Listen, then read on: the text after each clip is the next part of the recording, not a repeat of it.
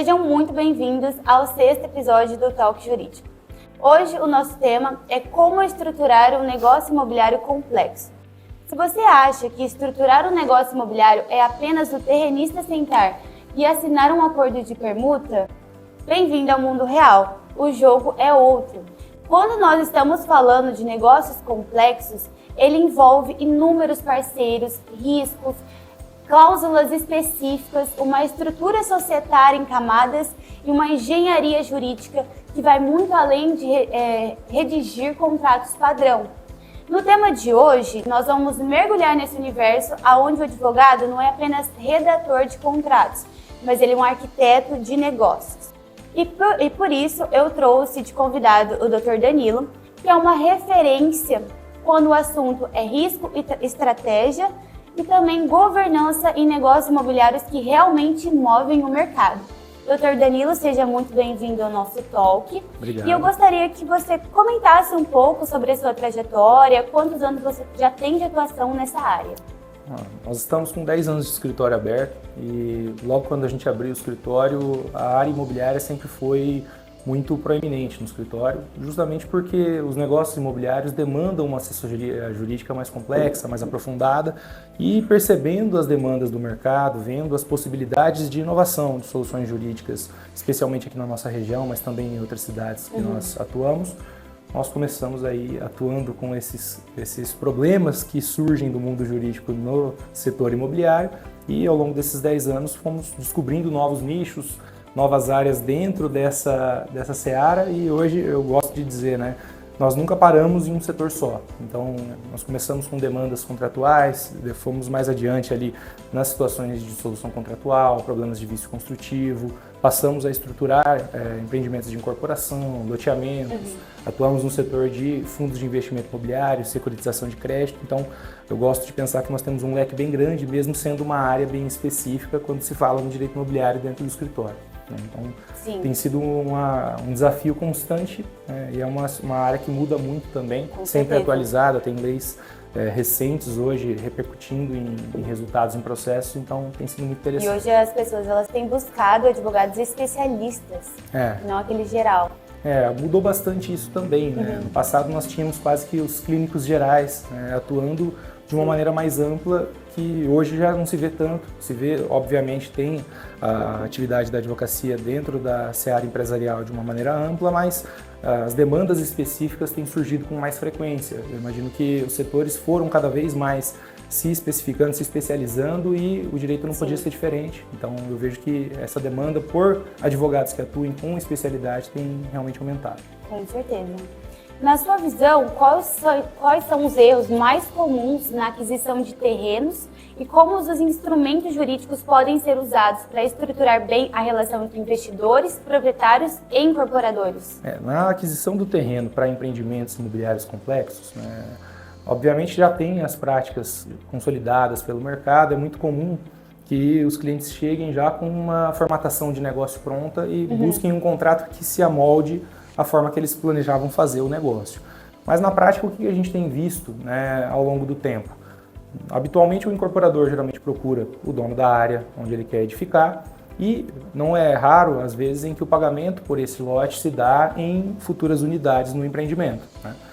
No entanto, o período, mesmo de planejamento do empreendimento, até que ele seja consolidado com projetos e passe daí para a fase de aprovação desses projetos, registro de incorporação, lançamento do empreendimento, venda e construção, ele é um período longo.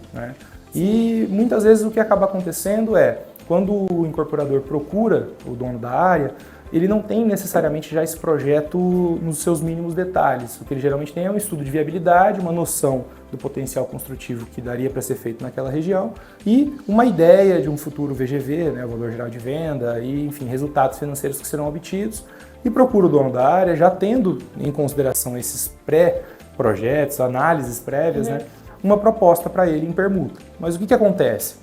Esses projetos, quando são empreendimentos maiores, com mais de uma torre, por exemplo, várias unidades, ou enfim, com mesmo uma torre só, uma dimensão grande, você tem um projeto que ele é muito caro, o custo dele é muito elevado. Então, é inviável para o incorporador ter feito já um projeto detalhado para chegar nesse terrenista e dizer, olha, A permuta vai se dar sobre unidades com exatamente essas características, vão ser entregues exatamente neste prazo, porque ele ainda não fez o projeto. Né? Projetos podem chegar à casa dos milhões, então, dependendo da dimensão do empreendimento. Então, ele vem com essa possibilidade. E o erro maior já no primeiro passo é, não conhecendo exatamente o resultado final desse futuro negócio, o terrenista, embora tenha um terreno que tenha um valor claro, então o terreno dele tem um valor de avaliação claro, tem um valor de metro quadrado daquele terreno por avaliação do mercado imobiliário daquela região, ele sabe então exatamente o que ele está dando e o incorporador tem exatamente como apurar o valor daquele terreno, mas o terrenista não tem como apurar exatamente o valor das unidades que ele vai receber em troca.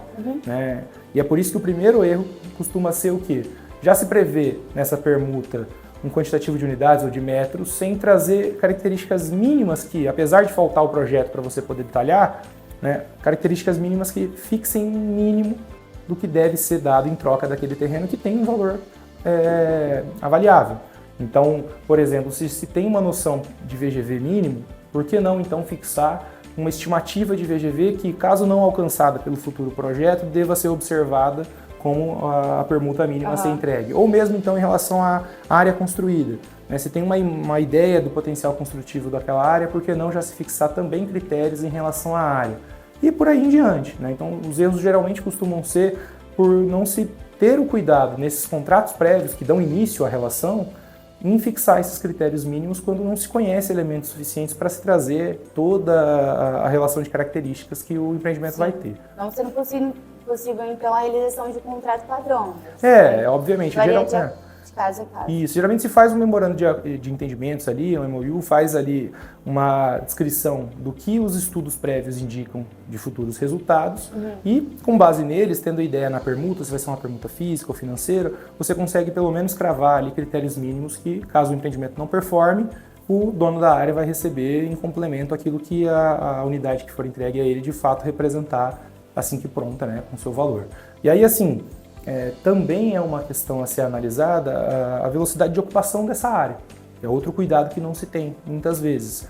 Porque, veja, o dono da área, muitas vezes em empreendimentos que você tem várias torres, ele não precisa já de início transferir essa área para o incorporador na sua integralidade, porque no momento em que ele transfere... Por etapas. Imagine que a permuta... A permuta, ela tem a ideia de que você está dando um imóvel para receber outra coisa em troca, geralmente quando é em unidades, as futuras unidades. O lote se transfere, a propriedade se transfere ao incorporador, mas a unidade que vai ser edificada e entregue em pagamento, ela vem só depois. Nesse período entre o momento em que foi transferida a área até quando efetivada a construção e entregue os resultados para o terrenista, se não houver, por exemplo, a venda ao longo da construção, é um período de exposição de risco, porque ele entregou o que era devido por ele, mas não recebeu ainda o que será pago em troca daquilo que ele entregou. E aí é outro ponto que é importante o terrenista ter esse cuidado de exigir garantias que sejam equivalentes àquilo que ele se expôs em risco no período em que esse risco permanecer ativo. E aí, conforme a evolução da obra, ou mesmo se for feita a venda ao longo da construção, conforme fluírem os pagamentos, ele pode ir manejando essas garantias. Para o lado do incorporador, o risco já é outro, em relação à regularidade da área e eventuais riscos que problemas dos terrenistas causem em relação àquele imóvel no qual ele vai estar investindo um valor considerável na construção. Então, toda a cautela em relação à obtenção de certidões, verificação da condição financeira e mesmo liquidez financeira dos donos da área, para analisar se não haverá eventual evicção ao longo do período ali da construção, enfim, momentos em que eles ainda tiverem relação com o imóvel, é importante também. É importante que o incorporador tenha essa cautela de fazer todo esse levantamento prévio, até da própria área. A gente está falando aqui da hipótese em que o incorporador fez uma análise de potencial da área. Então ele já tem uma noção do potencial construtivo e tal. Agora, e quando ele não faz? Isso acontece também.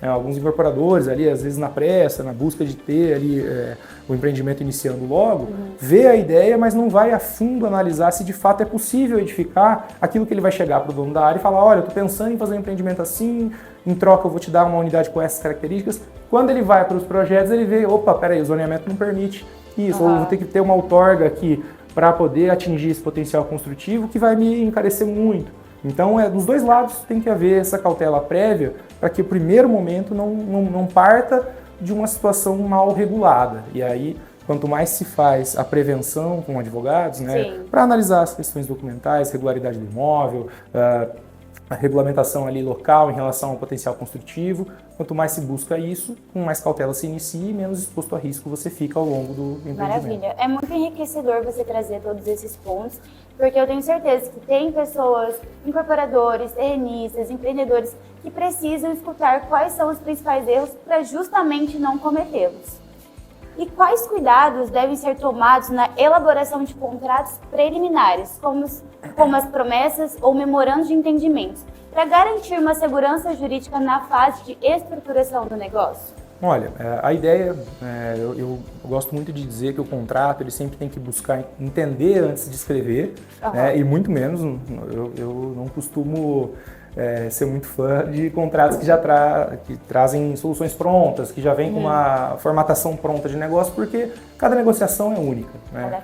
Então, eu imagino que o cuidado maior é você, antes de querer sugerir para o seu cliente, né, para quem é advogado, antes de sugerir soluções, ouvir exatamente quais são as expectativas das partes, quais são as previsões que já se tem, entender ali, obviamente tem que se entender do mercado para poder até orientar aquilo que falta aos clientes compreenderem, para que eles possam daí sim cravar o que eles esperam.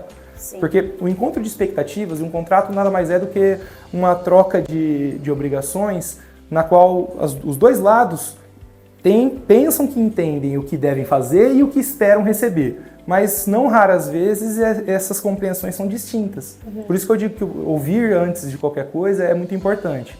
Quando você se dá o trabalho de conversar, dialogar e exigir ali que eles expliquem com clareza o que eles planejam, o que eles almejam, esperam, têm expectativas, você consegue até ajudar os próprios clientes a compreenderem de fato de que maneira essa relação vai acontecer.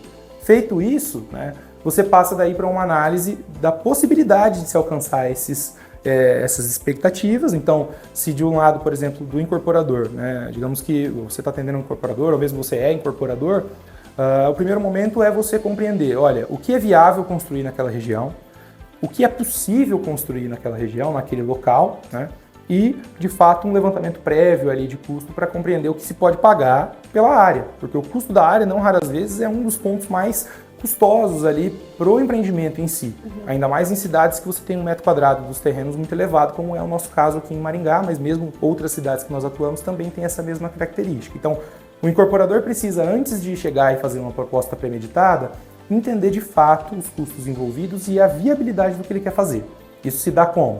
Levantando ali as regras de construção da região, entendendo o potencial construtivo, as questões de zoneamento, a possibilidade de você aumentar o potencial construtivo via outorga onerosa, ou mesmo questões ali em relação a áreas de preservação que ele precisa respeitar. Então, entender como um todo o que é possível e ver daí, com base nisso, os custos e o que ele consegue entregar, com base na equipe que ele tem, o tempo que ele tem. E aí, feito isso, destacar daí quanto ele pode destinar na aquisição da área, né, de modo que esse empreendimento se mantenha lucrativo a ele, né, para que ele não tenha, ao final, feito uma proposta na aquisição da área que inviabilize, né, ao longo da obra, considerando os custos da obra e demais custos envolvidos, a própria operação. Feito isso, aí sim parte-se para uma proposta, uma negociação com o terrenista. E aí, preventivamente, o terrenista, por sua vez, tem que compreender, olha, qual é o valor da minha área?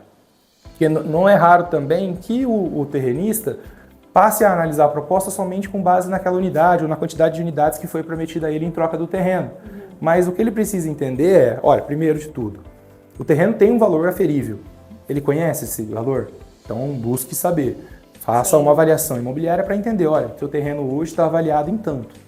Mas não só isso, veja, se você fosse vender o terreno, você teria um recebimento aí do pagamento no momento em que a venda é efetuada, ou mesmo de forma parcelada, mas a partir do momento em que a venda é celebrada. Numa permuta como essa, dependendo do tempo de maturação e de execução do empreendimento, você vai receber muito lá na frente em unidade, não em pecúnia, líquido. Então, entenda quanto vale hoje, quanto provavelmente vai valer no momento em que eu passar a receber a unidade em troca, ou enfim, o pagamento que eu for ter. Feito isso, passa a ser analisada aí a proposta do incorporador. Essa proposta contempla essa minha expectativa, o valor de fato que minha área demanda na avaliação? Né? E mais, veja, se eu estivesse vendendo, o valor de avaliação é uma coisa. Agora, eu estou recebendo em futuras unidades a serem construídas. O fator risco aqui ele modifica a viabilidade ou não da proposta feita. Então, digamos que uma área avaliada em 5, 10 milhões, né, tem como pagamento o equivalente em unidades com esse valor.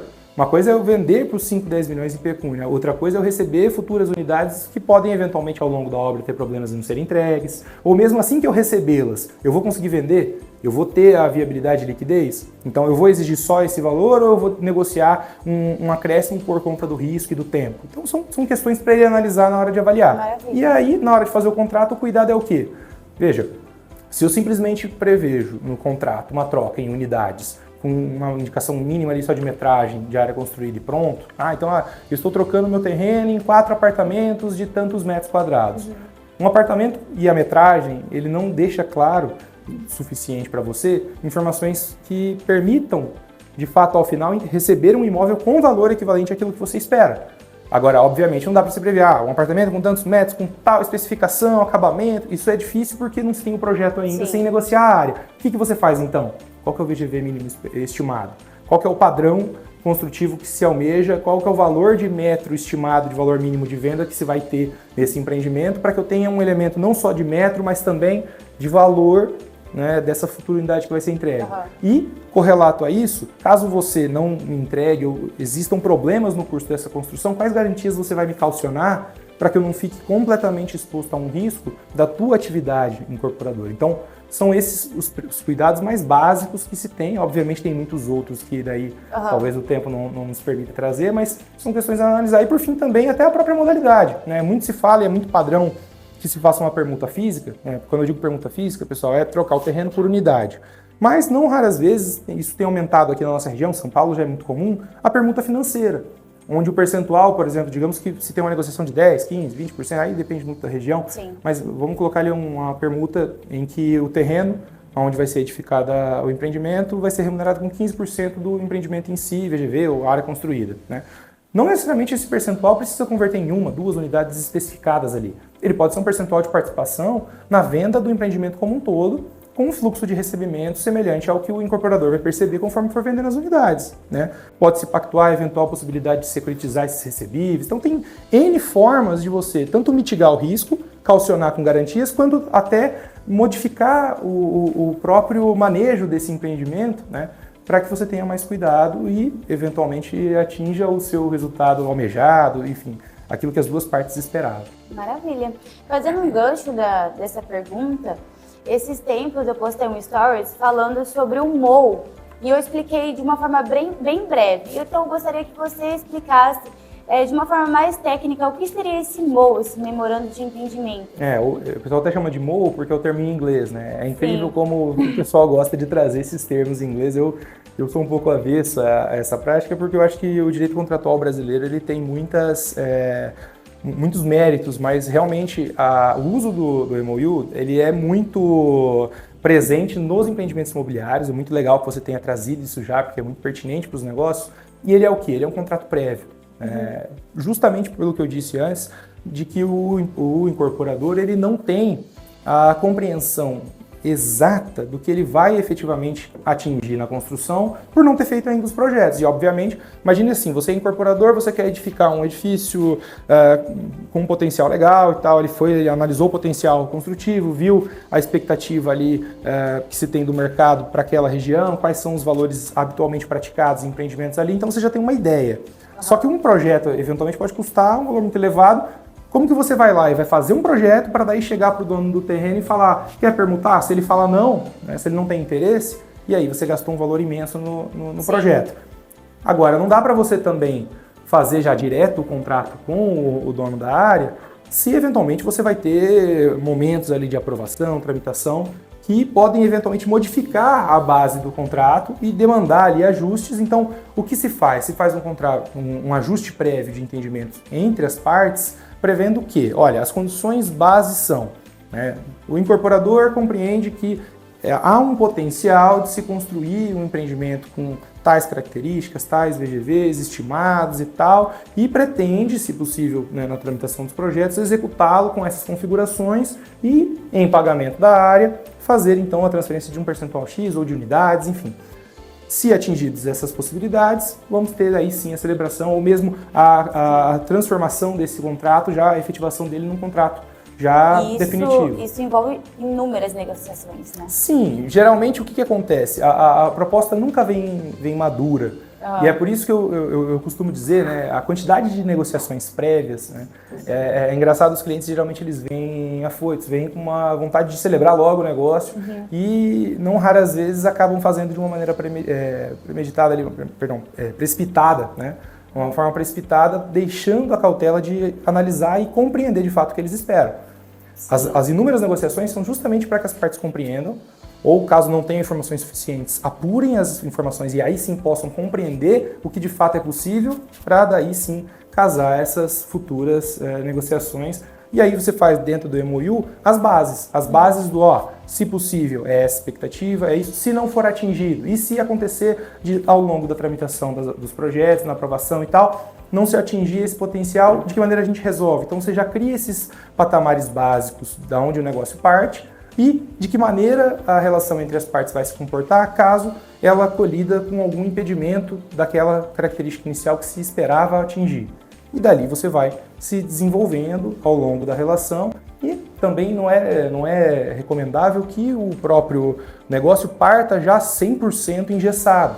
Então você cria dentro das cláusulas flexões ali daquilo que, se eventualmente uma situação acontecer, como as partes vão resolver, quais os limites dentro daquilo que eles podem negociar, né, o que vai sendo possível trazer de novo e vai trazendo daí sim aditivos ou mesmo relações correlatas contratuais com terceiros que vão participar desse empreendimento ao longo da sua execução. Sim, muito interessante. Em negócios que envolvem permuta com área construída, como mitigar os riscos relacionados à valorização ou desvalorização do empreendimento ao longo do tempo? Isso é bem interessante. E a gente observa isso mesmo no mercado, né? Hoje o cenário que nós temos visto, por exemplo, é uma alta de juros no ano anterior muito acentuada, principalmente no segundo semestre, fez com que o acesso aos financiamentos para empreendimentos não inseridos dentro do Minha Casa Minha Vida se tornasse pouco acessível, pouco atrativo, e aí você tem uma queda na demanda, na aquisição de unidades, uma quantidade excessiva de estoque dos empreendimentos que já estavam em execução ou estavam para ser concluídos e, consequentemente, isso impacta no valor na avaliação. Sim. Quando se fixa os patamares mínimos ali, ele vem justamente para quê? Para que o lote do proprietário da área não tenha uma remuneração incompatível com o que ela de fato vale e já era passível de ser avaliada. Mas as partes podem prever também flexões em cenários em que você tenha uma modificação drástica ali da avaliação dos imóveis, seja da própria área ou mesmo das futuras unidades, né, para que as partes possam ir ao longo do tempo ajustando essas movimentações. Como são contratos de prazo longo para entrega, entre o momento em que se celebra e se fixa as expectativas iniciais e o momento em que efetivamente se paga pela troca do terreno por futuras unidades ou participação, também é importante observar a necessidade de se prever critérios de correção monetária, né? Obviamente, quando você tem uma futura entrega em área, a eventual avaliação do próprio futuro imóvel a ser entregue vai, no próprio valor de venda, já representar isso. Mas quando você tem uma forma de permuta financeira que tem um valor já pré-definido, não é muito comum, mas às vezes acontece, é importante você ter essa previsão. Ou mesmo nas demais questões que o contrato traz, porque o contrato não se limita só à troca em si e o objeto da troca. Ele tem ali também outras etapas, como por exemplo a constituição de garantias, que você eventualmente vai prever um valor de garantia ser calçado ali no momento em que é transferido uma área ou mesmo uma parte da área quando você tem um empreendimento faseado. Se você não prevê critérios de atualização monetária, de ajuste desse valor de garantia, você eventualmente pode ter, numa determinada fase mais distante do momento do primeiro contrato, você pode ter a concessão de uma garantia que já não está mais adequada no valor de fato daquela área que vai ser comprometida. Então tem que ter esse cuidado. São formas de você ir trazendo elementos que trazem essa autorregulação nessa avaliação de preço, né? Quando a própria unidade vai ser recebida, o valor de mercado da própria unidade vai se autoajustar, mas quando você tem outros elementos, como o caso da garantia, e você não previu elementos de ajuste, né, é importante você ter esse cuidado, senão você fica exposto a um risco inflacionário. Por isso que é importante sempre a análise preventiva do contrato mesmo, para você poder prever tudo isso no futuro. Não, e mesmo depois da entrega, uma coisa que eu digo muito, para quem faz permuta física e recebe unidades, às vezes acontece do permutante já querer, o dono da área já querer vender a sua unidade, então logo feito o lançamento do empreendimento, ele quer vender as unidades dele junto, né? Assim que o incorporador está vendendo as dele. Mas às vezes ele quer ficar, com essa unidade, ele quer, enfim, ter um patrimônio para aluguel, ou mesmo quer segurar e vender lá na frente e aproveitar a valorização pós-conclusão de obra. Eventualmente, ele pode estar exposto quando a venda é feita, quando essa unidade é transferida a ele. Então, se ele aguarda o término da obra e recebe essa unidade para depois vendê-la direto, ele tem que também ter o cuidado, né, se a unidade não é vendida direto pela incorporadora, de exigir um devido cuidado na própria qualidade da edificação, para não estar sujeito a problemas que, caso a construção não seja executada de forma adequada, eventual vício construtivo futuro possa impactar e fazer com que ele responda perante aquele que adquirir diante dele essa unidade. Então, é um cuidado que se tem que ter também. Geralmente nos contratos nós colocamos lá no dever da unidade a ser entregue, da execução de obras, que o incorporador tenha a cautela de observar a forma adequada na execução das empreitadas ali, ter o cuidado de observar as normas técnicas, ter todo um cuidado em relação àqueles que ele for contratar, para que eventual problema ali com os terceirizados não gere um problema generalizado e inviabilize a própria construção. Então é toda uma análise bem cuidadosa para que o empreendimento siga sendo viável e saudável ao longo da sua execução, né? E aí, em relação ao valor que você perguntou, que esse valor seja preservado, tanto pelas questões ali de atualização monetária, mas também com cuidados de que o que vai ser entregue seja, de fato, aquilo que se espera na qualidade, no desempenho técnico ali da edificação. Excelente observação sobre isso. Quais estratégias jurídicas você recomenda para proteger os interesses de investidores em empreendimentos que envolvem inúmeros parceiros, investidores ou fontes de financiamento? Geralmente, o que a gente percebe então nessa operação nós estamos falando muito do dono da área e do incorporador, mas não raras vezes nós temos um outro participante muito ativo nesse empreendimento, que é o investidor que vai viabilizar, não necessariamente via aquisição de unidades, mas via fomento para o incorporador custear essa execução, né? Tem alguns incorporadores que vão ter capital próprio para iniciar e depois, conforme o lançamento e fluxo de venda, vão utilizar esse fluxo para custear a execução, mas não raras vezes eles precisam da captação de recursos, pelo menos para um start da obra, né? E aí ele vai buscar financiamento de mais variadas formas.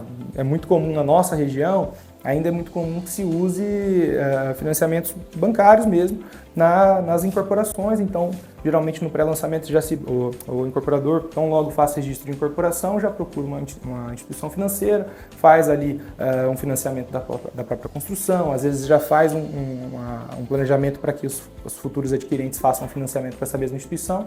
Mas, não raras vezes, você tem formas mais eficientes para se financiar a obra, especialmente quando a gente fala num momento de juros altos, né? Quando a gente está com a Selic a 15%, o que se busca geralmente é diversificar, e o que a gente tem visto cada vez mais presente aqui na nossa região, que é muito comum em São Paulo, é a presença dos fundos de investimento vindo injetar ali, via várias formas de parceria distintas, o fomento desses empreendimentos. Então, você pode ter securitização de recebíveis, você pode ter empréstimos ali com performance, com participações mais longas, que façam ali transições ao longo das etapas. Tem várias formas de você diversificar essa captação de recursos. Também há a captação de recursos via investidores particulares mesmo da região, que vão ali, às vezes, fazer, não necessariamente uma aquisição de unidades, ele pode fazer um aporte via SCP para participação financeira no VGV como um todo, né? Então, tem várias formas também de você diversificar essa captação de recursos. É sempre importante, especialmente nesse momento, que os incorporadores busquem alternativas, né? Porque a via que já é muito comum aqui na nossa região, ela tem cada vez mais ficado quase que inviável, que é a via dos financiamentos comuns, que hoje em dia com o Selic está bem difícil. Né? Talvez melhore mais para frente, a gente tem que avaliar. Né? Infelizmente, nós estamos chegando ao fim do nosso talk, mas... Foi rapidinho.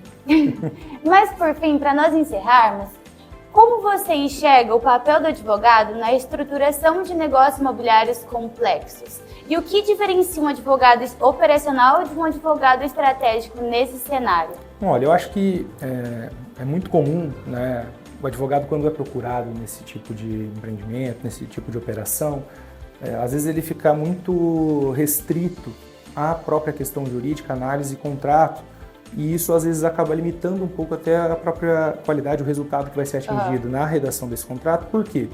Porque não raras vezes os clientes não compreendem exatamente o que querem, como eu disse lá no começo, sim, e também não compreendem as possibilidades que poderiam ser feitas nesse negócio, né?